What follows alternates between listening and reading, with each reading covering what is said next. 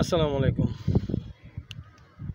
বাংলাদেশের এই আন্দোলনটাতে সবচেয়ে বেশি অবদান রাখছে প্রাইভেট ইউনিভার্সিটিগুলা, এবং তাদেরকে ভুলে গেলে চলবে না, এবং তাদেরকে ভুলে যাবেন না প্লিজ।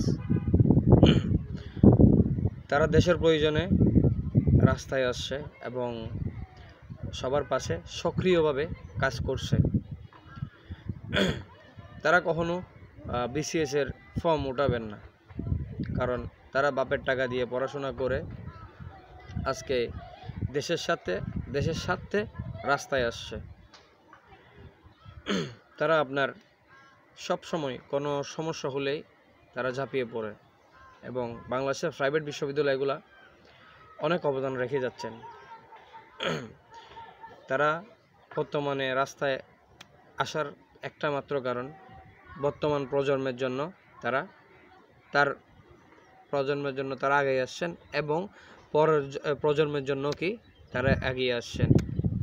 এটা হচ্ছে তাদের সবচেয়ে বড় ক্রেডিট। তারা বিসিএসের ফর্ম উঠায়, কখনো তারা বিসিএসের জন্য পরীক্ষা দিবেন না, বাট তারা দেশকে রক্ষা করার জন্য তারাই